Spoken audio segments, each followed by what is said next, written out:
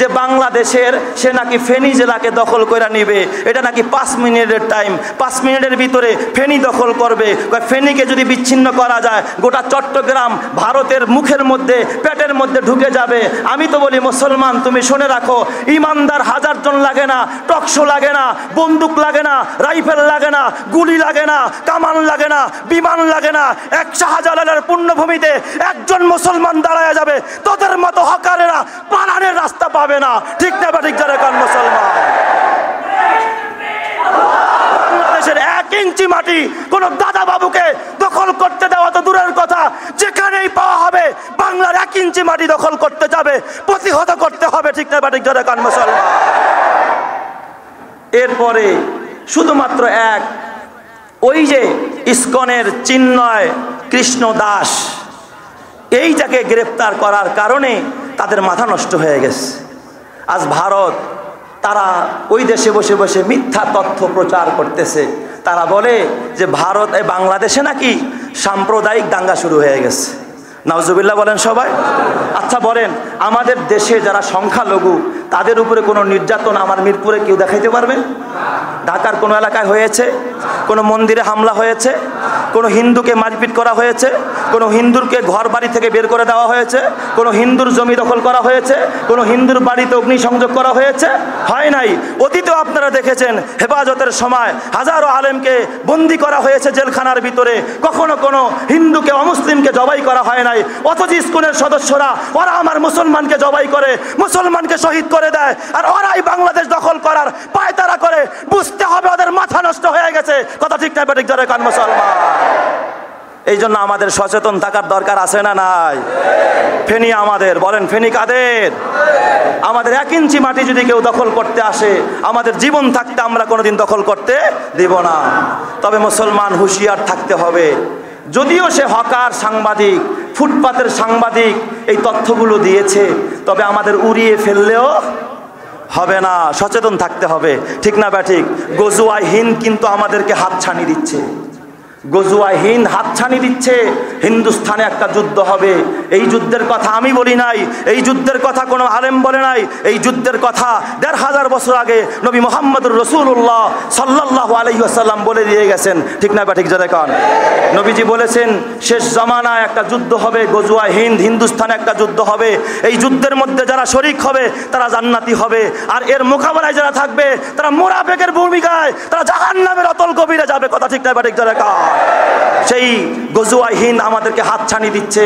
না জানি কখন সেই গজওয়ায়ে হিন্দ তৈরি হয়ে যায়। মুসলমান কসম আল্লাহর, মরতে হবে জীবন একটাই, এই জীবন একটাই, যৌবন একটাই। এক ফোঁটা মুমিনের রক্তের বহু দাম। সুমাইয়া শহীদ হয়েছে এই দিনের জন্য। খাব্বাব আর খোবায়েবকে পুড়ে পুড়ে কাবাব বানানো হয়েছে। সাহাবায়ে কেরাম শাহাদাতের রক্ত জমিনে ঢেলে দিয়েছে। বাংলাদেশের প্রতি ইঞ্চি মাটিকে রক্ষা করার জন্য, ইমানদারের ইমান রক্ষা করার জন্য রক্ত দিতে হয়, রক্ত দিব, কল্লা দিতে হয়, কল্লা দিব। দাদা বাবুদের কাছে নত হব না। কারা কারা রাজি আছে হাত দেখায় ইনশাআল্লাহ। আমেরিকার কোনো সাপোর্ট লাগবে না, রাশিয়ার সাপোর্ট লাগবে না, ভারতের সাপোর্ট লাগবে না, চীনের সাপোর্ট লাগবে না, কোনো নেতার সাপোর্ট লাগবে না, কোনো বাহিনীর সাপোর্ট লাগবে না। বলেন তো তাকে যিনি সাপোর্ট দিবেন তিনি কে? আল্লাহ নিজে তার বাহিনী পাঠায় দিবে। তাতানাজ্জালু আলাইহিমুল মালাইকা, ফেরেশতা পাঠায় তাকে আল্লাহ তাআলা গায়বী প্রটোকল দিবে। সুবহানাল্লাহ। এই ফেরেশতারা আইসা সুসংবাদ দিবে, আল্লাহ তাখাফু, এই বান্দা ভয় নাই, পিছন দিয়া তোরে কেউ গুলি করতে পারবে না, সামনে দিয়ে আইসা তোরে কেউ অ্যারেস্ট করতে পারবে না। আল্লাহ তাখাফু ওয়ালা তাহজানু, দুনিয়া নিয়েও ভয় পাইস না, আখিরাত নিয়েও চিন্তা করিস না। ও আবশিরু বিল জান্নাহ, এ বান্দা যেহেতু আল্লাহর রব মানছস, ঈমান আনছস, তুই জান্নাতের সুসংবাদ নিয়ে যা। চিৎকার মেরে কান্না আল্লাহু আকবার। আল্লাহ কিসের সুসংবাদ দিয়া দিবে? ওই ফেরেশতার মাধ্যমে জান্নাতের সুসংবাদ দিয়া দিবে। ওয়া আবশিরু বিল জান্নাতিল্লাতী কুনতুম তুআদুন, যেই জান্নাতের ওয়াদা তোমাদেরকে দেওয়া হয়েছে ওই জান্নাতের সুসংবাদ গ্রহণ করো। আমরা ফেরেশতারা তোমাদেরকে ওই জান্নাতের সুসংবাদ দিতেছি। সুবহানাল্লাহ। আল্লাহ কিসের সুসংবাদ দেয়? জান্নাতের সুসংবাদ দিয়ে দেয়। আর জান্নাতটা কেমন জান্নাত? আল্লাহ তাআলার কোরআন বলে আ'দাতু, আল্লাহ তাআলা হাদিসে কুদসিতে জাল্লা ওয়ালা শানহু বলেন, আমার নবীকে দিয়া বলেন, আ'দাতু লিইবাদিয়াস সালিহিন মা লা আইনুন রাআত ওয়ালা উযুনুন সামিআত ওয়ালা খাতারা আলা কলবি বাশার।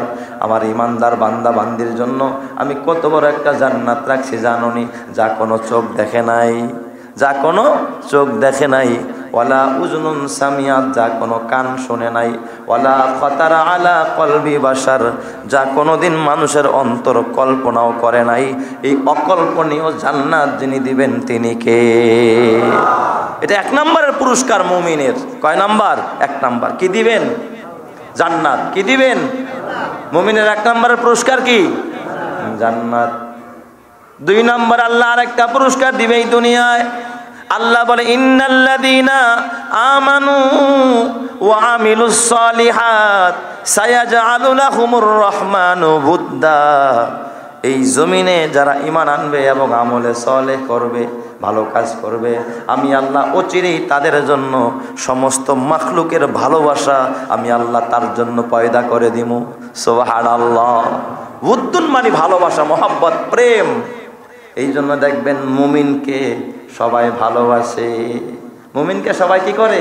ভালোবাসে, পছন্দ করে, যার লোকটা ভালো। ইমানদার যে সততার উপরে প্রতিষ্ঠিত, যে এক তাওহীদের উপরে প্রতিষ্ঠিত মানুষকে যিনি ভালোবাসেন তিনি কে? আল্লাহ। শুধু আল্লাহ একা ভালোবাসে না, আল্লাহকে আমিও ভালোবাসি, আমার জিবরাইলও ভালোবাসে, সব ফেরেশতারা ভালোবাসে। সায়াজআলু লাহুমুর রহমানু বুদ্দা। আর এই জমিনের সমস্ত মাখলুকের ভালোবাসা আমি আমার ওই মুমিন বান্দার জন্য তৈরি করে দেব। সুবহানাল্লাহ। আল্লাহ সবাইকে দিয়া তার প্রেমিক বানায় দিবে। এই জন্য আল্লাহ ওয়ালাদেরকে, ইমানদারদেরকে সবাই ভালোবাসে। ঠিক না ভাই? ঠিক যা দেখা আল্লাহ কয় এটাই শেষ না, আরেকটা পুরস্কার। যদি ইমানদার হও আরেকটা পুরস্কার নিয়ে নাও এ বান্দা। আল্লাহ তাআলা বলে, ইন্নাল্লাযীনা আমানু ওয়া আমিলুস সালিহাত উলাইকা হুম খায়রুল বারিয়া। আমি আল্লাহর প্রতি যারা ঈমান আনবে এবং যারা নেক আমল করবে, আমার গোলামি করবে, আমি আল্লাহ এই পৃথিবীর মধ্যে তাদেরকে সৃষ্টির মধ্যে, সকল সৃষ্টির মধ্যে, আমার ফেরেশতাদের মাঝেও, আমার জান্নাতের চাইতেও, আমার আসমান জমিনের চাইতে, চন্দ্র সূর্যের চাইতে সমস্ত সৃষ্টির মাঝে আমি আল্লাহ তার শ্রেষ্ঠ বলে ঘোষণা দিলাম। সুবহানাল্লাহ। উলাইকা হুম খায়রুল বারিয়া। সব সৃষ্টির মধ্যে আমি আল্লাহ তার সেরা বানায়া দিলাম। সুবহানাল্লাহ।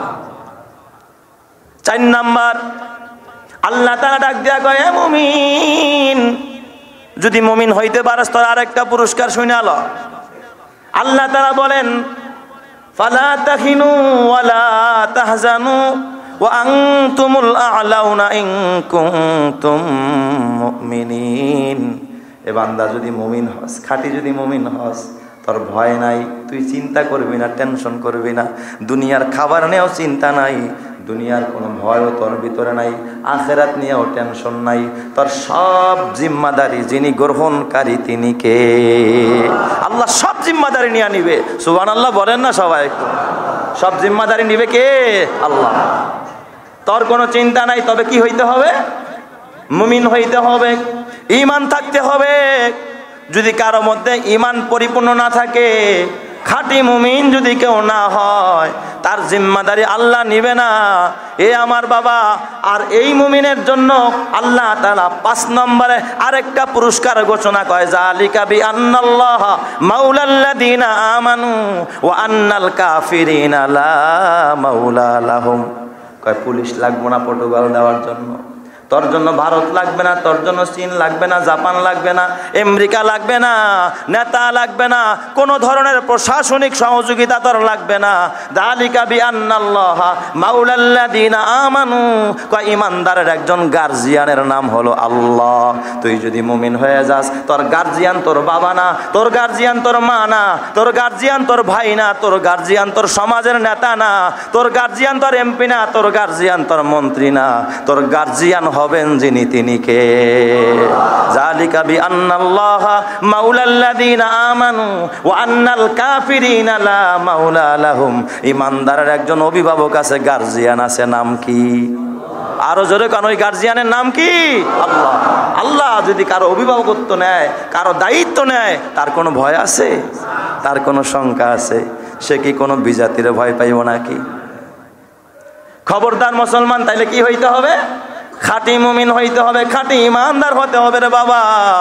আর যদি ইমান না থাকে, যার ভিতরে ইমান নাই, আল্লাহ উলাইকা হুম শাররুল বারিয়া, যার ইমান নাই সে সব সৃষ্টির চাইতেও সবচাইতে কি নিকৃষ্ট। সব সৃষ্টির চাইতে, শুয়োরের চাইতেও সে নিকৃষ্ট, কুত্তার চাইতেও নিকৃষ্ট। কথা ঠিক না বা ঠিক যারা?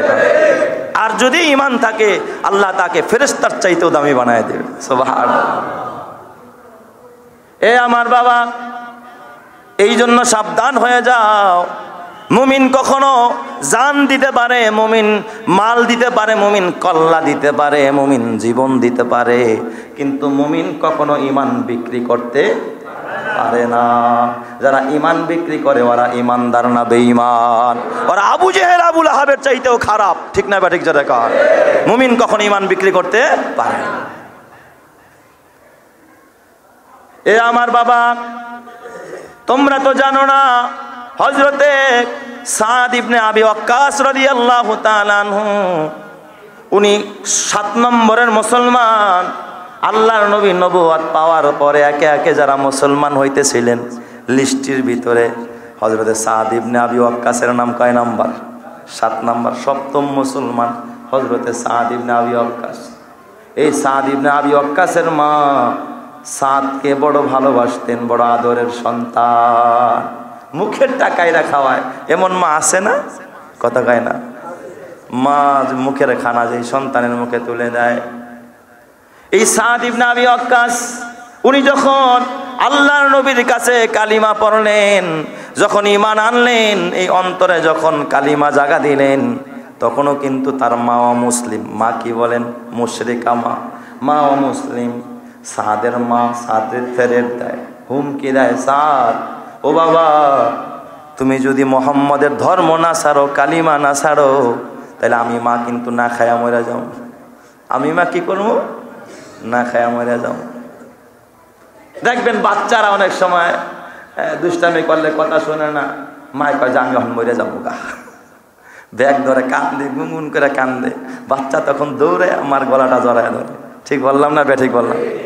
বাচ্চার মনোযোগ আকর্ষণের জন্য, বাচ্চার মাইন্ডটাকে একটু নিজের দিকে ফিরানোর জন্য মা অভিনয় করেও মাঝে মাঝে কান্দে। আমি মা মইরা যাবো, ঘর থেকে চলে যাবো, তুই যদি না খাস। বলে কি বলে না? এই সাদ ইবনে আবি ওয়াক্কাস এত বড় ইমানদার, মা বাবার কাছে একটা সুপুত্র, এত বড় দামি ছেলে। মায়ের মনটা বড় খারাপ যে মোহাম্মদ আমার পোলাটারে শেষ পর্যন্ত নষ্ট করে দিল। নাউজুবিল্লাহ। কালকে কইেন সবাই। কিছু কিছু মা বাবা এমন কপাল পোড়াই সমাজে আছে না নাই? পোলাড়ায় কলেজে পড়ে, কয় হুজুর গোল্লাকে থাইকা এই পোলাড়া এখন দাঁড়িয়ে রাখছে, এখন বুড়া চাচা গো মতো দেখা যায়। এমন অভিযোগকারী মা বাবা আছে না নাই? আমি শুনছি বহু অভিযোগ, আমার কানেও আসছে অনেক সময়। এই আপনাদের এই আমাদের এই মসজিদে আব্দুর রহমান নামে একজন মুয়াজ্জিন ছিল, অনেক পুরাতন। এই যখন ছোট মসজিদ ছিল, এই এলাকার কয়েকটা এসএসসি পরীক্ষার্থী, কয়েকটা ছেলে তারা এসএসসি বাদ দিয়ে তারপরে মাদ্রাসায় ভর্তি হয়ে আলেম হয়ে গেছে। সুবহানাল্লাহ। কোন সবাই এই মুয়াজ্জিনটা বিষয়টা সুবিধা না, পোলা পান্ডিরা সব নষ্ট করে দিতেছে। তার মানে জেনারেল লাইন থেকে তাকে ইসলামের লাইনে ঢোকায়া দিছে, দাড়িওয়ালা বানায় দিছে, চাষাওয়ালা বানায় দিছে। এখন চাষা হয়ে গেছে না? দাড়ি রাখলে চাষা হয়। আরে বাবা, ও তো দাড়ি রাইখা চাষা হয়েছে, তুমি চাইছা কি হইছো? কসম দিয়া বলে মুসলমান। তো অভিযোগ, আরে মোহাম্মদ নিজে তো পাগল হয়েছেই হয়েছে, আমার পোলাটারও কি বানায় দিছে? পাগল বানায় দিছে। আমার পোলা এখন যেখানে যায় শুধু বলে লা ইলাহা ইল্লাল্লাহ, লা ইলাহা ইল্লাল্লাহ, লা ইলাহা ইল্লাল্লাহ। এছাড়া তো কিছুই করে, পাগল হয়ে গেছে বলা।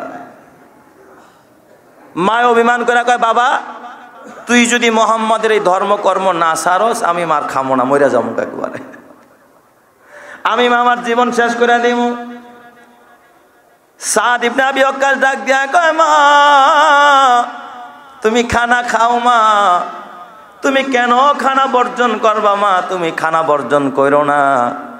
তবে মা শুনে রাখো, আমি যেই মোহাম্মদের দিন গ্রহণ করেছি, কালিমা পড়েছি মা, জীবন যাইতে পারে, যৌবন যাইতে পারে, কল্লাটা যাইতে পারে, তারপরও দিল থেকে কালিমা বের করতে পারবো না।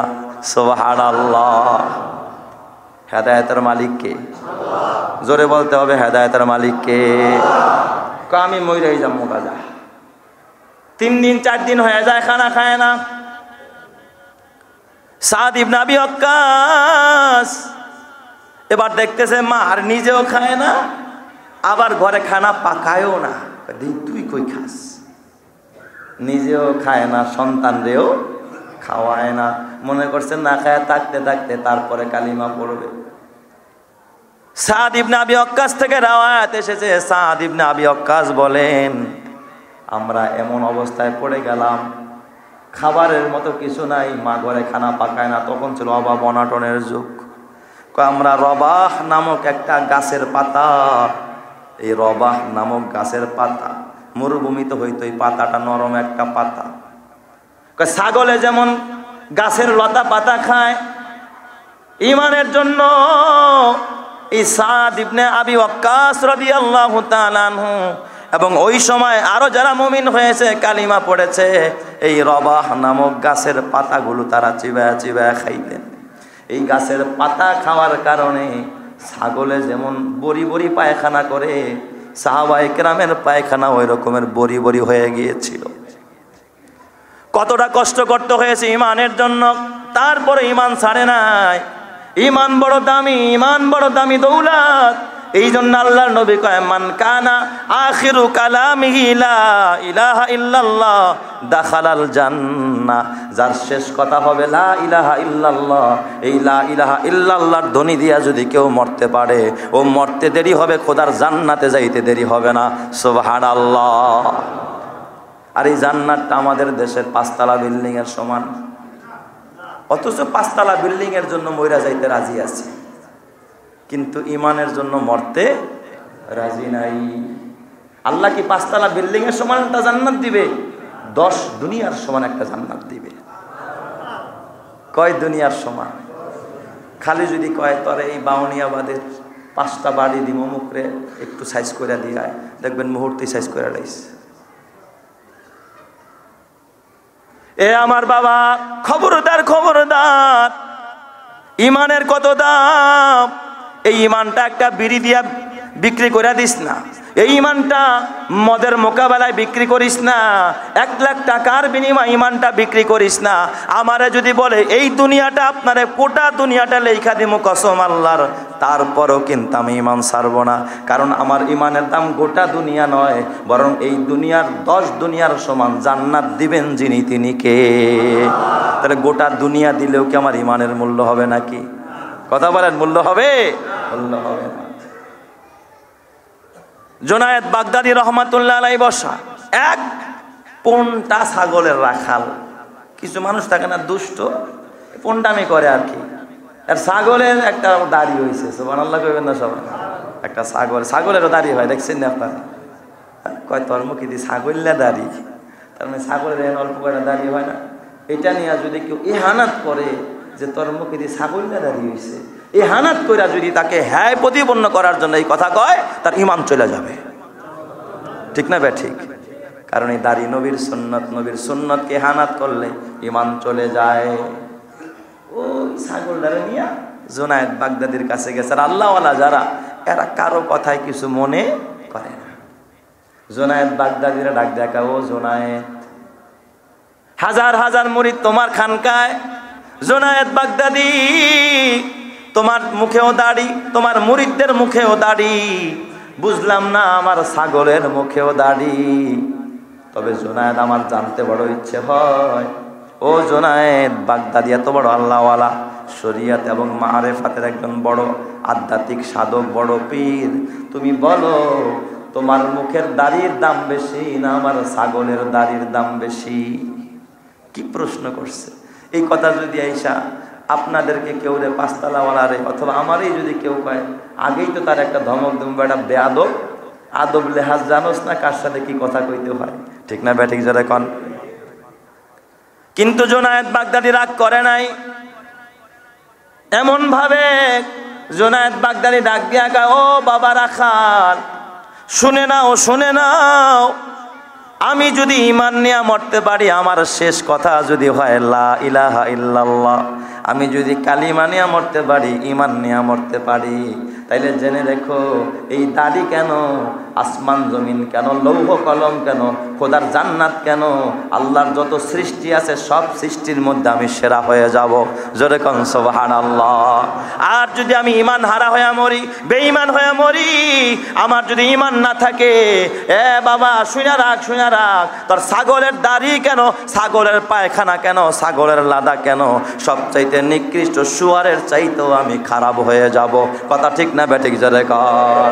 হার লাহজা হে मोमिन की नाई शान नाई आन, हर लहजा है मोमिन की नाई शान नाई आन, गुफ्तार में किरदार में अल्लाह की बुरहान, गुफ्तार में किरदार में अल्लाह की बुरहान, गफ्फारियों क़हारियों कुद्दूस व जबरूत, ये चार अनासिर हो तो बनता है मुसलमान, ये चार अनासिर हो तो बनता है मुसलमान, उल्फत में बराबर के वफा हो के जफा हो, उल्फत में बराबर के वफा हो के जफा हो, हर चीज़ में लज्जत है अगर दिल में मज़ा हो, हर चीज़ में लज्जत है अगर दिल में मज़ा हो। जोर जोर कन्ना अल्लाहु अकबर। ताहले बोलेन तो ईमानेर दाम सबचाइते कम ना बेशी? এ আমার বাবা, কিন্তু ওই ঈমান আমাদের থাকে না। ওই ঈমান মাঝে মাঝে আমরা হারায়া যাই, আমরা শত্রুর কাছে পরাভূত হয়ে যাই। ঈমানদার একজন ছিল, 313 জন, 1000 জন রে ভয় পায় নাই, 1000 3000 রে ভয় পায় নাই, 3000 10,000 রে ভয় পায় নাই।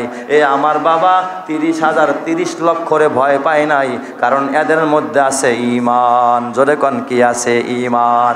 ঈমান থাকলে আপনার কোনো ভয় নাই, কোনো শঙ্কা নাই, কোনো সংকট নাই। আপনার বিজয় যিনি পড়িয়ে দিবেন তিনি কে? আল্লাহ। আর আজকে একজন ফুটপাতের মলম বিক্রেতা, এই যে ভারতের ফুটপাতের মলম বিক্রেতা নামে একজন সাংবাদিক আছে, ওরা তো ফুটপাতের মলম বিক্রেতা হিসাবে কি করে না, মানায় না। দেখবেন বাসের মধ্যে কিছু কিছু মানুষ ওই যে বড়ি বিক্রি করে, এমন ডায়লগ মারে মনে হয় যেন এই বাংলাদেশের মধ্যে ও শ্রেষ্ঠ ডাক্তার, ঠিক না ভাই? ঠিক এমন ভাবে ডায়লগ দেয় গাড়ির মধ্যে উঠা, কামার এই ওষুধ যে খাবে মরণ ছাড়া, হ্যাঁ, হাঁটুর মধ্যে থাপ্পড় দিয়া সব রোগ ক্লিয়ার। আসলে বলেন তো ঔষধের এত পাওয়ার না ওর চাপায় পাওয়ার? কথা বলেন, কোথায় পাওয়ার? আর চাপার মধ্যে পাওয়ার আছে। এই ভারতের একটা হলুদ মিডিয়া আছে, কুখ্যাত কুলাঙ্গার, যারা গুমুত খায়া আর কি এই টকশোগুলো করে, গুমুত খায়া যারা এই কুলাঙ্গারগিরি করে, ওদের একজন হকার, এটা আসলে তো সাংবাদিক করাটাও ভুল হবে, এক হকার সে গত 2 দিন আগে, গতকালকেই হুমকি দিছে যে বাংলাদেশের সে নাকি ফেনী জেলাকে দখল করে নিবে। এটা নাকি 5 মিনিটের টাইম, 5 মিনিটের ভিতরে ফেনী দখল করবে। ফেনীকে যদি বিচ্ছিন্ন করা যায়, গোটা চট্টগ্রাম ভারতের মুখের মধ্যে, পেটের মধ্যে ঢুকে যাবে। আমি তো বলি মুসলমান, তুমি শুনে রাখো, ইমানদার 1000 জন লাগে না, টকশো লাগে না, বন্দুক লাগে না, রাইফেল লাগে না, গুলি লাগে না, কামান লাগে না, বিমান লাগে না। এক শাহজালালের পুণ্যভূমিতে একজন মুসলমান দাঁড়ায় যাবে, তোদের মতো হকারেরা পালানের রাস্তা পাবে না। ঠিক না বা ঠিক? যারা কান মুসলমান,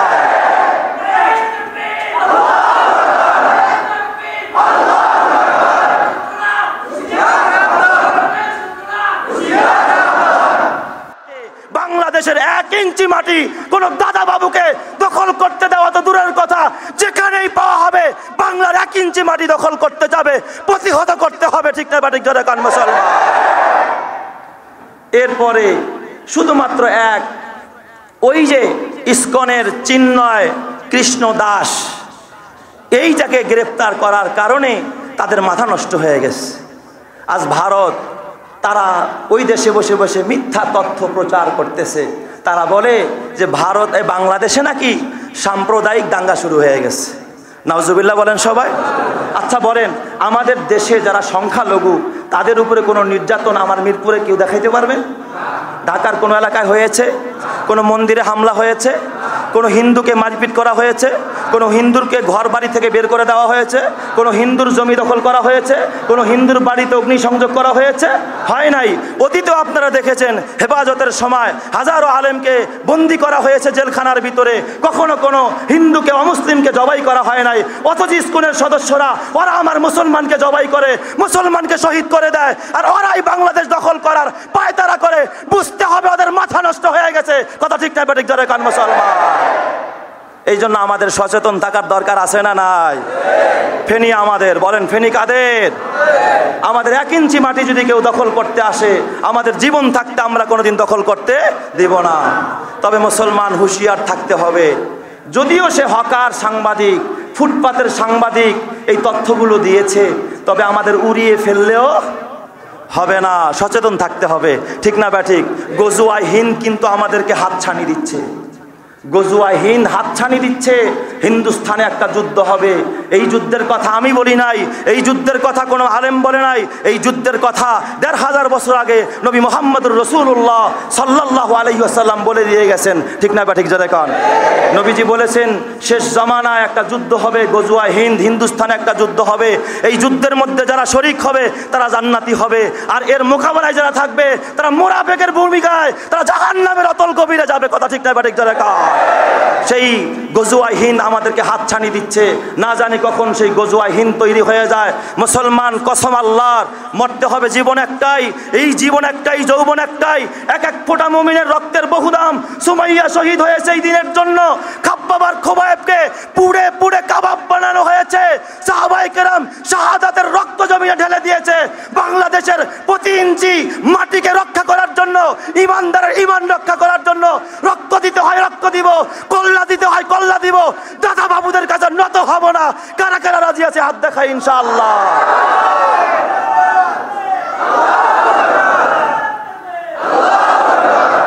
আল্লাহ তাআলা আমাদের সকলকে সেই ঈমানী স্পৃহা দান করেন। সবাই বলি আমিন।